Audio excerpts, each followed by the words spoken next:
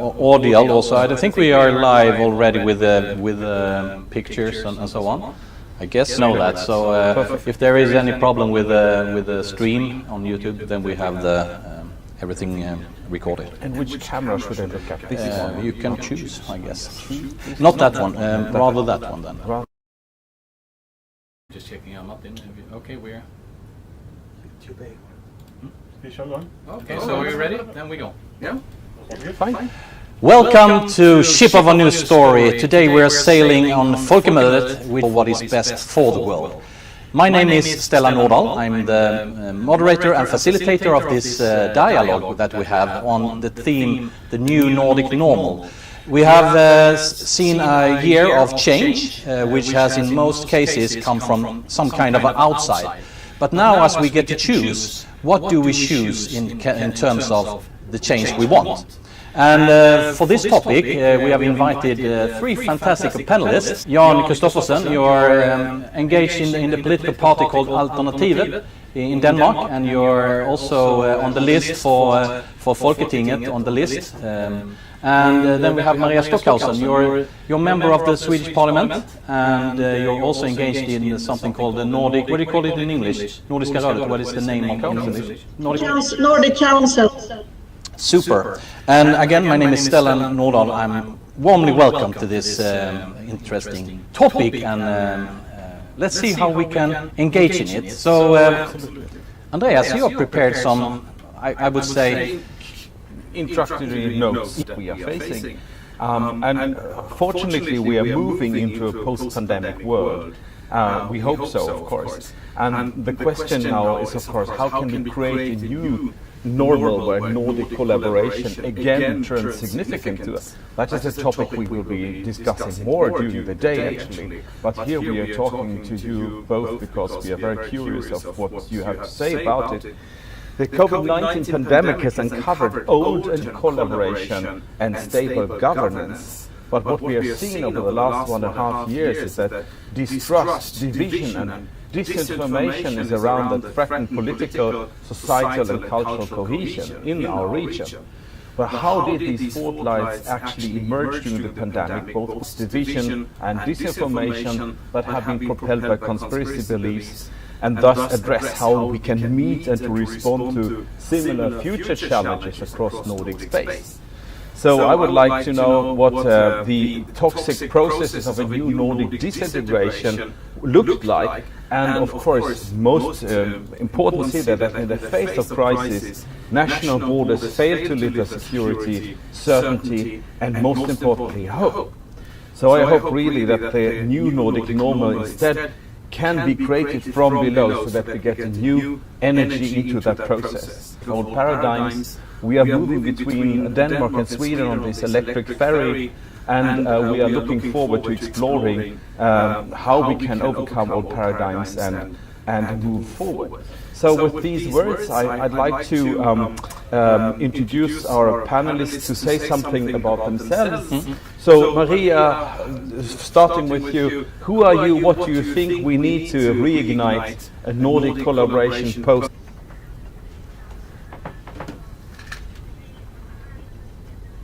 Because I'm on the Committee of Infrastructure in the Swedish Parliament and spokesperson for my party when it comes to infrastructure, which is an important part of Nordic cooperation and to be able to move between the countries by boat or train or plane. It's important for us. I think this seeing each other and talking about how to collaborate better and how to make sure that our borders aren't borders for cooperation between our countries. And all of us are, I think, still a little bit in shock of what has happened and how this pandemic has affected all our countries, and especially our cooperation between the countries. And I think it's mostly significant for those living in border areas and maybe commuting between countries where this pandemic has created a lot of personal tragedies, actually. But I think there's a lot to learn. Sweden we're known for our extreme strategy when it comes to handling the pandemic, and I think that has also affected the cooperation between the countries during this pandemic. I think we would have been better off if our strategies had been more in sync, and I think Sweden is the odd one out here.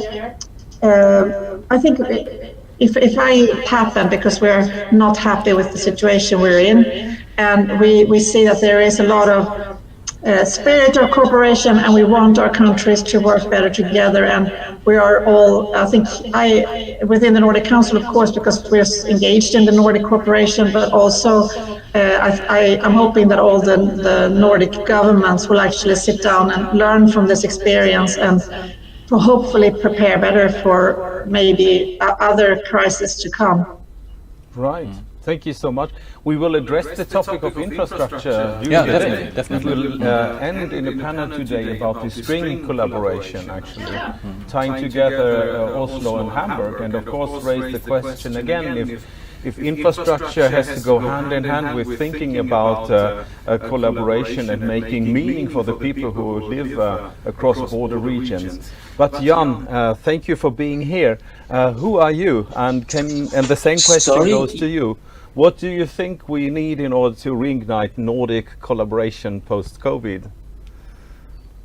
Well, thank you for the word. I think your sound was just missing, just as you asked me a question. Could you repeat it, please? Of course. The question was, what do you think we need to do in order to reignite Nordic collaboration post-COVID? And also say some word about yourself, so that we know yourself better. Okay. Thank you. Well, my name is Jan Christopherson. I am a member of the Danish party called Alternative, and I'm a candidate for the Folketing and the European Parliament for the party. I'm also working for the party at Christiansborg.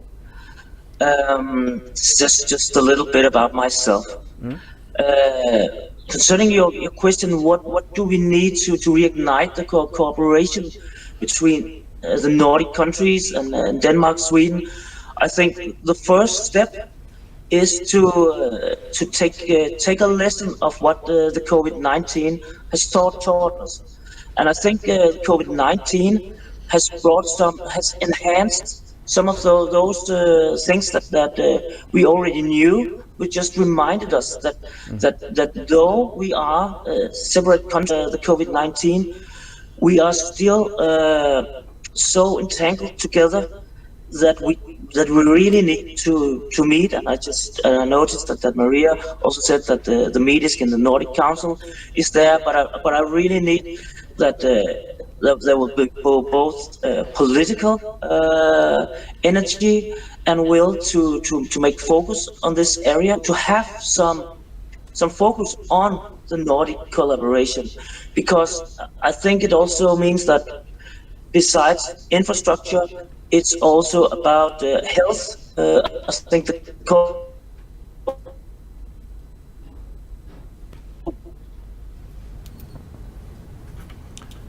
Okay, so I think we just lost John there a little bit. See if we get him back in a minute or two. Is Maria here? Oh, no. Let's see what's happening here. I think while we're waiting for them, Andreas. Okay. Okay, maybe you're back. We lost you the last 30 seconds, Jan. If you just could repeat a little bit of the last words you spoke of. Okay. We're broadcasting from this Aurora, so I mentioned them, and they could be, of course, troublemakers, the borders, and limiting us, but also enable us. I mean, Öresund, as we're traveling over it right now, it's something that connects us. Let's see if we get them back here now. No, we have a problem with... no, I think you're back, Jan. We're starting all the time, okay. So it's us traveling between the two countries. So while you were away, borders as enablers. And right now we have some issues here. While we were actually right on in the middle of Öresund between the two countries, and there is some kind of a glitch. Yeah, it's a glitch there. So that's what we want to recap in the last minute. You want me to Yeah, just repeat a little bit of the last, the final argument. Mm. with the final? Oh, no, fine, but you're summing up, because we lost you for... Okay, well, I would suggest to sum up then. Yes. I think the COVID-19 has taught us that we are separate nations. We have chosen different strategies, but it's still very important for us to enhance the cooperation, because COVID-19 has taught us that if a bat is waving with the wings in China, it has implications for how you travel between internet connections on Indeed. Okay, Andreas, what are your thoughts so far? Yeah, my thoughts are, of course, we have all this willingness, but more in detail, what do you think was the reason for... Yeah. I can't hear you. I can't hear you either. Yes. What about now? Do you hear us now? Yes. All right. Yeah, we go for it again. What was the reason why the response to the crisis was breaking down fairly quickly between the different countries, do you think? Was it that it was a kind of national spine reaction, or what more in detail was the problem? That we still see health issues as being having national border achieve here is to connect Bornholm and Gotland, so to speak, Almedalen and Folkemødet. Would you also say that is that what we need for the future? To have better... Who wants to start? Yeah. Who do you want to start? Yeah? Okay, start. Okay, you go on. I think I'll let. Okay. Well, thank you. Well, I think there are many reasons for the different strategies. But if I should say something that we should learn from this, is that if we, and actually I think, though you can point fingers at some things, I think the countries have done what was in what each country was prepared to. I think it's a normal reaction that a country would say, okay, this is about, we are looking at a disease and we don't know the implication of this disease. I think it's quite natural that every nation's first reaction is to say, how do I take care of the Danish citizens, the Swedish citizens, the Norwegian citizens? I don't think that's. I think that's a ground, a founding thing that we cannot look past. I think we should establish that as a fact. But what we could do and maybe enhance and learn from the COVID-19 is how do we cooperate about, for example, respirators, vaccines, sharing information, all those things. And if I should point out something, and Maria was talking a little bit about it before, the different strategies from for example, Denmark and Sweden. For Danish perspective, I think the strategy was actually in the start very, how do you say? First, it was the health authorities who had the mandate to say, how do we tackle the COVID situation? I think it's fair to say, though I think it's a bit early to make an exact evaluation of this. But then the political level took over and make this hard lockdown, which I think, as we stand up now, was the right thing to do. But could the, for example, the EU or Nordic cooperation could could be in the future, standing looking for a new disease or something like that? Would we be able to cooperate to make forums who could do that? But I think it's a very long road to coming to that. Thank you very much, Jan. Maria, you were about to say something, so let us hear. Yes, but I think it was sort of a shock to the whole world and to our Nordic countries, and I think you react that as a government that you're responsible for your own citizens, and there was also, if you look at the EU partnership, there was also some glitches there as well between, like, it was more like every man for themselves to start with, but then they started cooperating better when it came to the vaccines, and I think the European Union has done quite well when it comes to supplying the vaccines for member states. But I think I'm in opposition in Sweden, so I have my doubts about our strategy, and that's going to be a big commission to evaluate if this was handled correctly, and that's going to be interesting to follow. But I think from a Nordic perspective, I think first reaction is going to be like every country for themselves, but it would be important to find, to have to agree on some kind of strategy when we're not in the middle of a crisis, on how to open up ways for communicating, and that has to be on the highest level of our governments. If this happens, okay, within the Nordic Council of Ministers, they form a crisis group of prime ministers or whatever, that the parties in power to be able to discuss how to handle the situation in their respective countries. And also, I think we all know now what closed borders means to people living in those areas, and that it's important for them to early on in some kind of crisis like this actually figure out a way to handle these people so that they are not.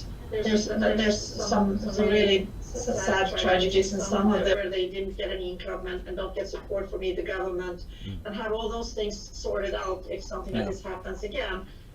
I think the willingness is there to actually do this, but it's going to take a lot of work, and I hope that we're able to finish that and have a strategy ready for how to open up ways of communications and how to make it easy to solve political issues if something like this happens again.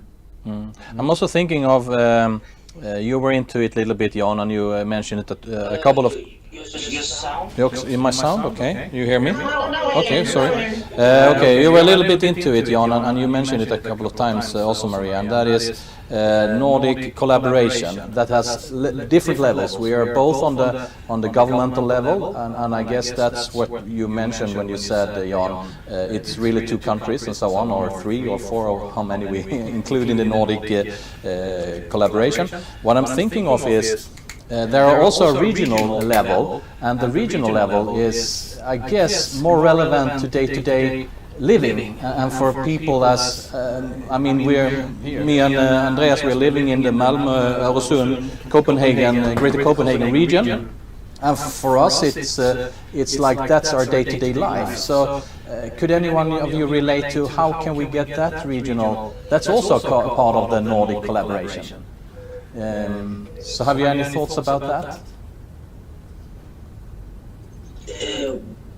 If I can start, I think I think it's important to, when we are not in a crisis situation, that we actually evaluate what happened in this situation, that like with the pandemic, and how which communications ways needs to open up quickly to solve practical issues, so that there's actually, if this happens, there's like a plan that you can open up and say, okay, this is what we agreed on, I'm supposed to contact this and this, and that can be also on a regional level, or even between municipalities, that it's all set, that there is a way to open up communications very early on when this happens. I think that's a way to solve issues in a pandemic or other crisis, to have that plan, and on all 3 levels. In Sweden we have the national level, you have the regional level, and the municipal levels, but with the same counterparts in the different Nordic countries. Yeah, that's right, that's right. And Andreas, you were also into... Jan, sorry, Jan. You were about to say something, Jan. Well, yes, I think I'm very much agreeing on what Maria said.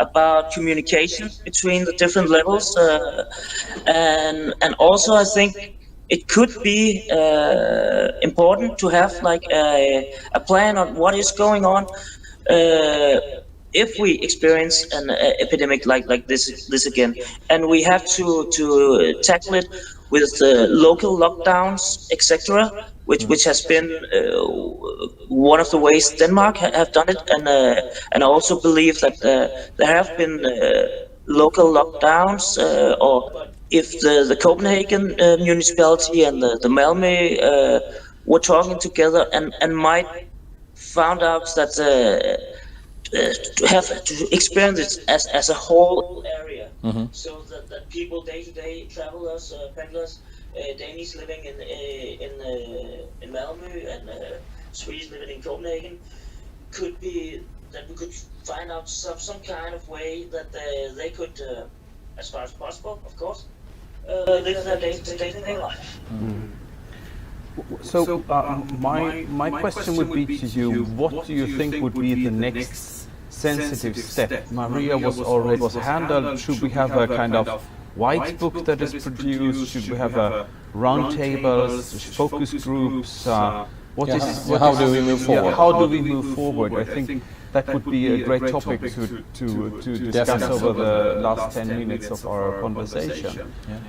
Anyone who wants to pick that up? Or Maria, is anything already planned in that direction from the side of the Nordic Council? Of course, discussed a lot of the issues regarding between and the situation in our different countries and on the border regions. But it's been it's been more of how to compensate those that have been that has been like suffering economic loss or whatever that live and work on different sides of the borders. I think it would be important, and I think the Nordic Council can initiate that for the Nordic ministers to actually start this process. But I think it needs to be done on like the minister level of our governments, that they need to agree on to evaluate what happened and to also decide that we need a strategy for if something like this happens again. I'm thinking, I'm getting a lot of ideas during our discussions, but as a member of the Nordic Council, we are able to, with something that I think if I need to because I haven't seen anything that's been initiated so far, and I think the Nordic Council could be a way of initiating this process, because it's going to take time, but it needs to be a really high-level meetings and a strategy that actually our prime ministers agree on. What's your take on that, Jan?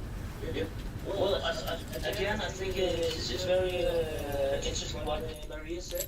If I should say, come with some ideas, I would say first, it's very important that we separate the health expert area and then the political area in tackling a crisis here. At the start, with Denmark in March 2020, there was a big confusion on what is the health authorities area and what is the politicians area. What is coming up in Denmark is what we call the Epidemic Commission, which has members of, which is both experts of health issues, when you have politicians and members from different parts of the state. I think it could be an idea to gather experts on health issues with on a ministerial level. It could either be civil servants or etc. And then top politicians to cast out an idea for how do we want to tackle this in a Nordic context. And that could be with. And I think it should be it's very important when you have those ideas and those members that you have someone who represents like the health expertise, the politician level, but also the practical level. because the health experts can say, okay, we can estimate this and this. The political level can take decisions and also to have the broader point of view. But we also need the practical level. We need when the politicians come up with ideas that we have to lock down in this way, we need people from the civil society, we need people who's actually going out to enforce those rules and regulations. We also need their point of view, and also the commercial side of the society also. I'm picking up a lot of the ideas. I've written down a lot of things here. You mentioned, both of you, ideas on, and I really like your take there, Maria, to use the Nordic Council to initiate stuff. And that's on a high or on a governmental level. What we're also thinking of areas from below. How can we do it from below? And you mentioned now citizens, civil society, and maybe it's something that we can address to all that are watching this dialogue now, that we need those dialogues between us in one region and not in another, as it has been very clear, not only dividing countries, also dividing different regions and areas of the different countries. So I'm thinking here, Andreas, how can we build this from below? What are your ideas and questions to the panel? Yeah, my question would then be, of course, I absolutely agree with Maria that the Nordic Council should and definitely initiate such an initiative, but we also then, you might know that I have been working on this, is how to tackle toxic disinformation that has come into our societies. And both Denmark and Sweden have had anti-corona movements that were, in the Danish case, bringing violence to the streets, and in the Swedish case, bringing people out on the streets on very strange coalitions that were, and that is something, I see that as a sign of two things. One is the toxicity of disinformation, but also the frustration on behalf of people to understand such a complex crisis scenario as a pandemic, which we of course cannot rule out for the future. So my idea is like, would it be possible to somehow create a platform where people can really address their frustrations, but at the same time... Just to interpret what you're saying, you're talking about a new narrative. Yes. And maybe we should end this dialogue by actually focusing on a new narrative, and what do we want to have in that narrative. I mean, if we now get people to get together, say, and we have those dialogue meetings, both on a political level, on an expert level, on a citizen level, on a practical level, and so on. What would you say would be interesting to have in a new narrative? Could that be a closer question for us all? And we just take the round. And who wants to start? Andreas, Jan, and Maria. You have to say your name first, and just speak out. So, who wants to go first? I can pick one. I can start. You can start, Andreas. That's great. I can start. Maybe a bit provocative ending of our panel, the Great Plague. The Kalmar Union was founded. Okay. Yeah. So maybe as an effect of that, the Great Plague killed lots of people in Europe and the Nordic countries. The union between Sweden and Denmark was formed. And in the face of future crises, is a union a more viable option than divided national states? Okay, so that's an idea you have. Okay. Who should go first? Jan, you're on Bornholm, so you're close to Sweden right now. You're on the site for Folkemødet, 4 days, I guess. Yes. Okay, thank you. Well, to very short, I think the new narrative. I don't think it's so new, but that must be cooperation and cooperation between the states, and it's in the Nordic countries, but also in the European Union. I think it's so important. The COVID-19 has showed us that we are in a global world, and in a global world, separated nations are just small voices. So we really need to cooperate. If it's a Kalmar Union, if it's entangled in the European Union, I don't know. But the cooperation to have a sound voice in a global world. That must be a narrative. That we learn something, and that something good will come out of this horrific period that we're sort of seeing the end of now, hopefully. And it has actually highlighted the importance of cooperation between countries when it comes to, if you look at the vaccines, for example, I think that the international community has done a fantastic job. I think it has been really fast, and that cooperation has been successful. And I hope that we can build on those more positive sides of how we handled the pandemic. And you also mentioned, I think that's something that's not only affecting this crisis, but everything we do is to consider all the false information everywhere, and these the way that it's the protests that's come out of those all this misinformation. That's actually, I think, a really risk to all international cooperation and our societies as a great that we need to address, and we need to do it together. And I'm hoping that. Thank you very much. I can also say something here. I have an idea also about, I think you were into it a little bit, Jan, when you talked about joint projects. You were relating them to COVID and vaccines and sharing information and so on. But could we also, I would say, finding projects. It could be projects that unites us in some sort.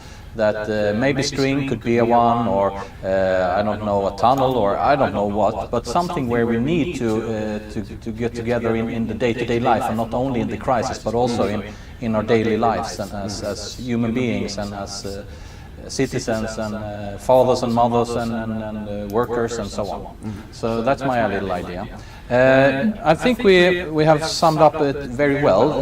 You have some concluding remarks, or you want us to I think we have it here. We have a good starting point to continue our discussions and to find narratives that unite for the future, and to take more steps forward. So, and you know where you can find us, and we know where you can find you, and we are so happy to have two Swedish and Danish politicians on screen to talking to each other about a joint problem. That is a small step for our region, but a great step for Scandinavia. Yeah.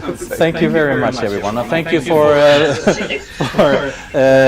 being part of this dialogue, all of you, both the panelists and also your followers. Thank you for inviting me. Yeah.